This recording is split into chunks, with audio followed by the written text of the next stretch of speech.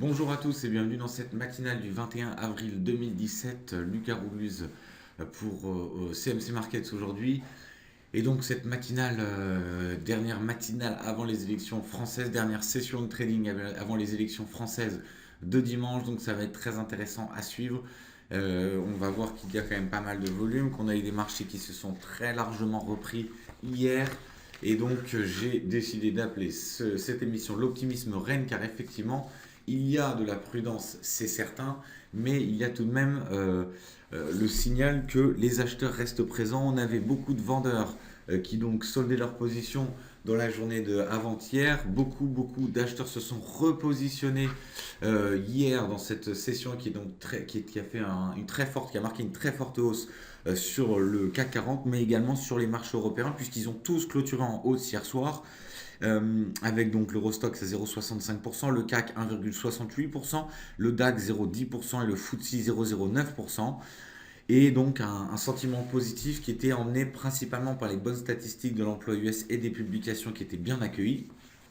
Et donc voilà, il y a clairement des doutes qui entourent l'élection, il y a une sorte d'attentisme et de prudence, mais on a quand même des résultats d'entreprise encourageants. Les derniers sondages nous donnent un candidat plus modéré en première place face peut-être à un extrême, mais on sait qu'un extrême peut être barré au deuxième tour. On sait également que c'est très difficile lorsque vous avez fait les présidentielles, il reste les législatives.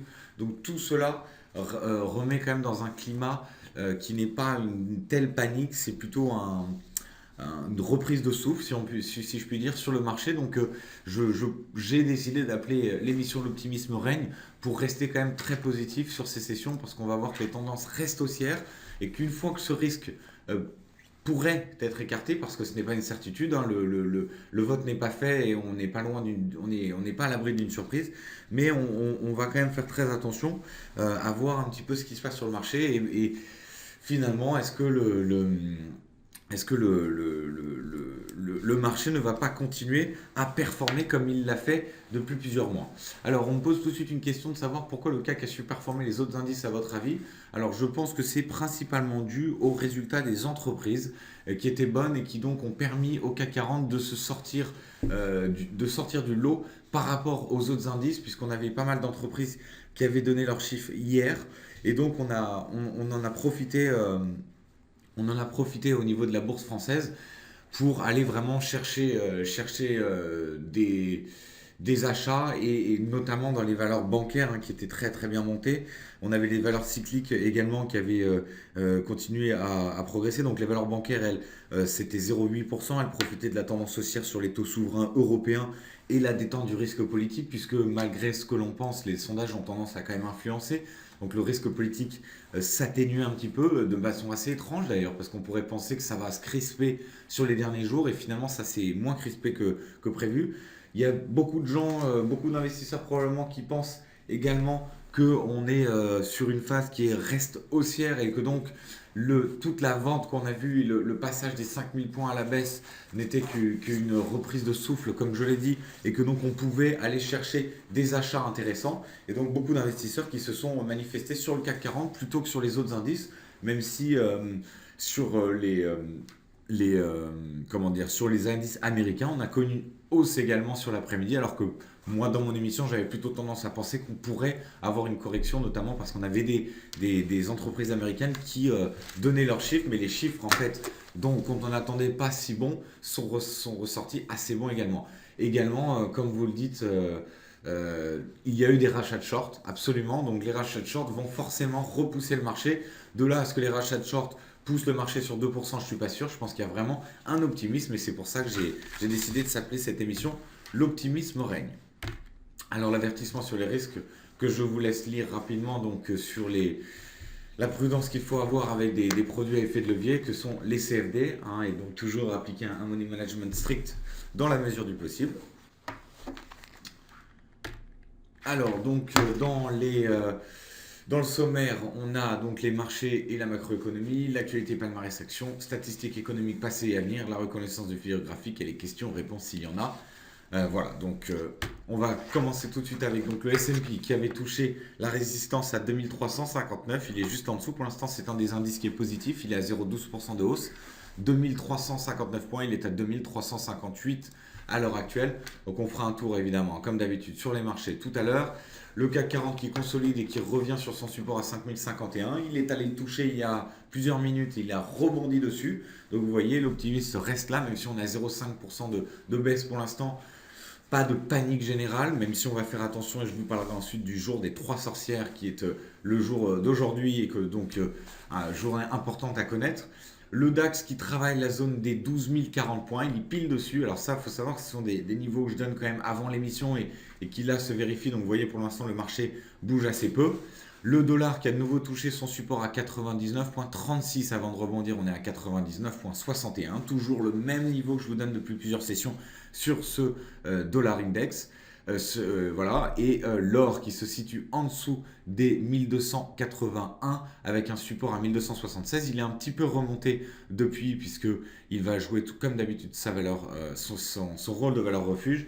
Et le pétrole WTI donc, qui est à 50,13, qui a rebondi juste au-dessus des 50 et qui évolue toujours dans son range entre 50 et 51 dollars. Donc on va faire très attention à ça. Alors en parlant de la valeur refuge, je voulais vous donner la citation d'AlphaZone Premium, donc AlphaZone qui fait de la recherche et qui fait de l'analyse et qui dit que le yen semble être la couverture préférée des investisseurs contre une baisse de l'euro en amont du premier tour des présidentielles françaises au détriment du franc suisse.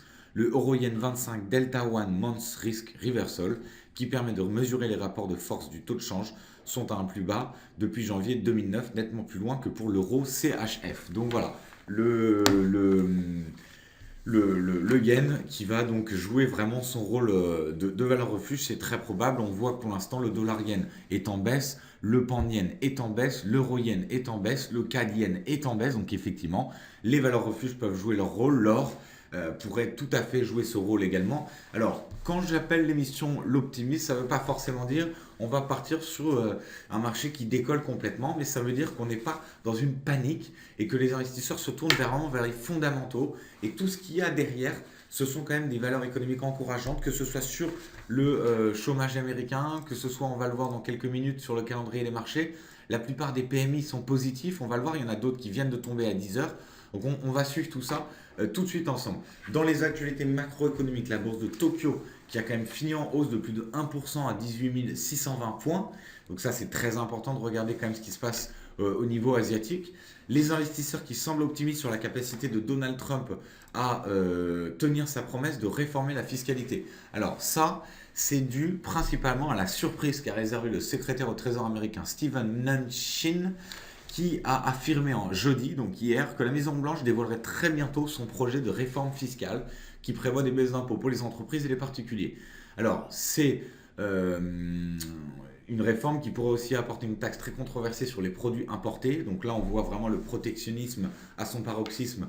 Et également, donc, le protectionnisme dont on a un petit peu peur en Europe, et notamment sur ces élections françaises, puisque les élections françaises, il y a deux sujets. Il y a l'euro, est-ce qu'on sort de l'euro, mais il y a également le protectionnisme prôné par les deux extrêmes principalement.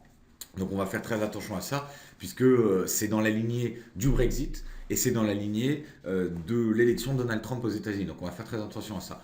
Alors, il faut savoir que donc cette annonce hier du secrétaire au Trésor américain donne un petit peu plus d'espoir également au marché. Donc voilà, ça s'ajoute à notre moulin, ça donne de l'eau au moulin de l'optimisme, de savoir que finalement, on est en train d'étudier les pires scénarios. Tout le monde parle des pires scénarios, les deux extrêmes face à face, etc. Que se passe-t-il si on n'est pas sur le pire scénario? Et là, c'est là que ça va être intéressant de voir, puisque effectivement, le marché pourrait revenir à des fondamentaux et se dire, finalement, l'inflation, elle est là, la reprise économique, elle est là, les exportations au Japon sont là, le chômage aux États-Unis est au plus bas. Je crois que le nombre d'Américains continuant de percevoir une allocation chômage a baissé de 49 000 hier.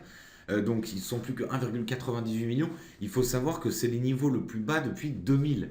Donc si vous voulez, si on regarde derrière la forêt, qu'on voit un petit peu tout ce que ça cache, parce qu'on ne parle que de l'élection française, mais il y a quand même de l'optimisme, il y a quand même de la reprise. Par contre, pour tempérer, on va parler quand même de la macroéconomie au niveau du Brexit et des élections qui arrivent, puisque l'optimisme pourrait vite laisser la place à d'autres échéances très importantes, les élections en Allemagne, les élections en Italie. Je crois qu'il y a même une élection en Catalogne pour l'élection, une réforme, pardon, un référendum, excusez-moi, sur l'indépendance de la Catalogne, où beaucoup de sujets en font, mais on va quand même rester optimiste. Voilà, pour la réforme de Trump, même si certains d'entre vous pensent que ça ne passera jamais, on verra. Ça va être compliqué, c'est sûr que ça va être très compliqué, mais en tout cas, il va essayer, on va voir à ce moment-là ce que ça peut engendrer, également ce que ça peut engendrer au niveau des relèvements des taux de la Fed. Donc ça, ce sera les sujets qu'on suivra une fois que l'élection sera passée. Alors, premier tour dimanche, on va avoir une idée déjà de qui est face à qui, et enfin, on aura le deuxième tour qui là, clairement, nous donnera le gagnant, mais on va tout de suite voir la réaction sur les marchés. On est donc sur le dernier jour de trading, évidemment, avant l'élection française de dimanche. Alors, aujourd'hui, les résultats des entreprises aux États-Unis étaient bons et ont poussé les marchés. Je pense notamment à American Express, qui a fait état d'un bénéfice trimestriel meilleur que prévu et qui a donc engendré un bond de l'action de 5,96%. On avait CSX Corporation également qui avait fait un bond de 5,60%. Voilà, des estimations supérieures au consensus qui avaient permis vraiment de pousser les indices américains à la hausse, alors que des mauvais chiffres auraient peut-être fait corriger le marché plus sévèrement. Alors aujourd'hui, je vous disais, c'est le jour des trois sorcières. Alors c'est un jour, les spécialistes sont mitigés sur l'impact de ce jour, mais pour vous donner une idée, le jour des trois sorcières, en fait, c'est la journée d'expiration de trois types de contrats. Ça survient lorsque les contrats futurs sur indice, les contrats d'options sur indice et les contrats d'options sur actions arrivent simultanément à échéance. C'est ce qu'on appelle le jour des trois sorcières. À la fin de chaque trimestre survient également le jour des quatre sorcières, car ce jour-là, les futurs sur actions arrivent également à échéance. Alors, ça, on qualifie le jour des trois sorcières puisque c'est tous les troisièmes vendredis de chaque mois, ce qui est le cas aujourd'hui. Et les conséquences sur la bourse, c'est que la dernière heure de la séance du jour des trois sorcières est souvent plus volatile que d'habitude, car les traders bouclent souvent leurs positions sur futurs et options juste avant la fin de la journée. Donc ça, plus sélection, on va avoir une journée assez volatile en fin de journée. Ça serait assez volatile, donc on va rester extrêmement prudent. Faites attention, j'attire votre attention surtout également sur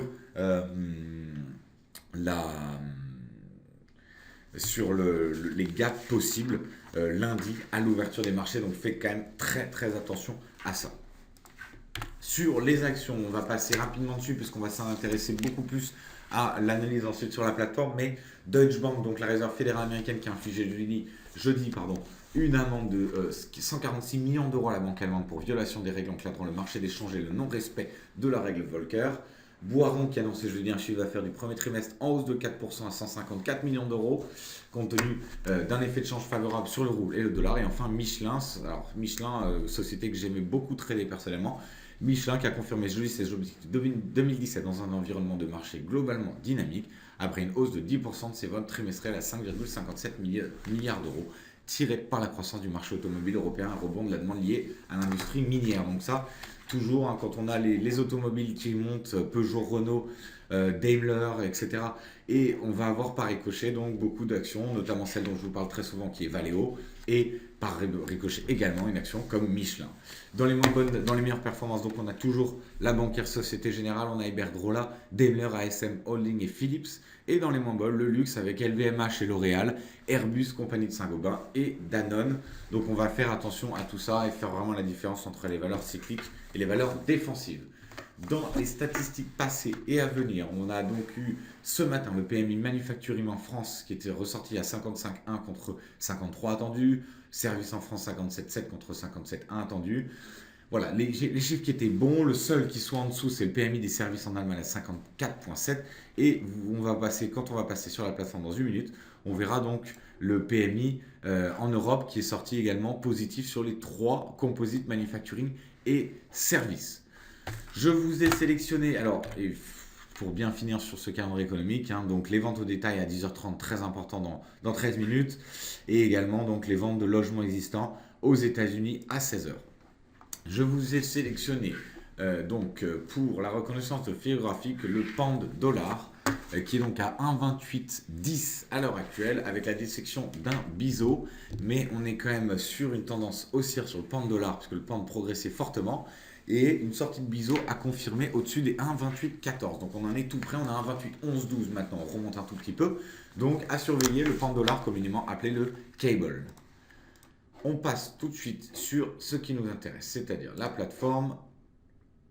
Et on va voir tout de suite donc ce CAC 40 que l'on surveille évidemment. Donc en données journalières, voilà ce que ça peut donner, avec peut-être un pullback énorme sur un retour sur notre canal haussier. Et on va faire très attention à ce retour, puisque ça indiquerait vraiment la tendance positive qui revient. Donc vous le voyez, ce canal qui était dessiné, on en était sorti par le bas, on était sorti vraiment très bas, 4970 points. On est en train de remonter, on va revenir à un horizon plus serré. Voilà ce que ça donne. Vous voyez, on a tenté un retour dedans à 5100 points, donc 5100 qui est clairement un niveau clé. Et c'est 5051 que j'avais tracé pour vous il y a maintenant plusieurs séances. Qui donc c'est 5050 points qui sont très importants. On va voir, est-ce qu'on passe en dessous des 5050 pour aller corriger un petit peu plus aujourd'hui, ou est-ce qu'on rebondit dessus pour revenir et repartir vers les 5100 points. En tout cas, on va faire très attention. Alors, ce qui va être intéressant de noter également sur le CAC 40, c'est en bougie une semaine, les 5200 et les 5300 points, puisque si on allait vraiment sur un optimisme et des élections favorables pour le marché, les 5200 points seraient atteints et donc, enfin, pourraient être atteints, et donc on reviendrait sur des niveaux d'août 2015. On n'est quand même pas loin des 5100. On peut se dire que 5300 pourrait également être atteignable. Et là, 5300, ce qui va être intéressant de voir, c'est que c'est un niveau qu'on n'a pas atteint depuis janvier 2008, pré-crise subprimes. Donc on va faire très attention à ça. Évidemment, les investisseurs vont rester vigilants et atteindre un niveau de 2008, ça va être extrêmement psychologique pour les marchés. Mais je ne sais pas ce que vous en pensez, mais on pourrait tout à fait, étant donné qu'on a essayé d'aller tester les 5100 points assez récemment et qu'on y était rien que le 13 avril, on pourrait facilement aller chercher au moins les 5002, 5003. Maintenant, l'effet positif serait peut-être moins puissant que ne le serait l'effet négatif si on venait à avoir par exemple deux extrêmes, c'est-à-dire Mélenchon et Le Pen face à face au deuxième tour, ce qui là pourrait envoyer le marché dans des situations, dans des zones beaucoup plus basses. Alors, il me semble avoir tracé notamment sur le CAC 40, on va regarder ça tout de suite, voilà, des niveaux qui pourraient être atteints, puisqu'on n'aura pas l'occasion de se reparler à part cet après-midi, d'ici à ce que l'on ait les élections. Mais vous voyez, en graphique journalier une semaine, donc on pourrait vraiment facilement revenir vers les 4007 et voire même les 4500 points. C'est pas si loin les 4500 points, et c'est à 500 points d'ici, c'est-à-dire 10% de baisse, qui pourrait être quelque chose qui arrive aisément, je pense, si on était dans une configuration peu favorable au marché, c'est-à-dire deux extrêmes face à face. En tout cas, les 5050 points, pour revenir à notre CAC 40 en horizon court terme, vous voyez à quel point ils sont importants. Donc on va attendre une cassure ou on va attendre de passer au-dessus. Vous voyez que les autres indices, quand je vous dis l'optimisme, pour l'instant, les autres indices, ils n'ont pas l'air de paniquer. Le DAX, il est légèrement négatif. Donc on va faire attention à son niveau, puisque pour l'instant, c'est très difficile. Il évolue dans un range depuis hier et on n'en sort pas, même si pour moi les 12 000 points sont un niveau clé, et on va devoir vraiment aller dépasser les 12 060 points pour parler d'une hausse plus prononcée sur le DAX. Donc 12 000 à 12 060 points, pile entre les deux en ce moment à 12 035. On va garder un œil dessus. Le Dow Jones qui est flat à plat pour l'instant, le S&P également. Donc le S&P, souvenez-vous, je vous parlais très souvent des 2343 points. On les avait passés hier, donc après pendant d'ailleurs notre quart d'heure US, et donc on était parti bien au-dessus, on avait même passé nos 2348. Je pense que là, si on passe les 2359, on pourra parler d'une hausse plus prononcée, sinon on fera peut-être un retour vers des niveaux des 2350 si on devait buter sur les 2359 à horizon plus large. Voilà ce que donne le S&P, vous voyez, donc on est vraiment dans un range. Ça va être pour l'instant une situation dont on va devoir se sortir après les élections.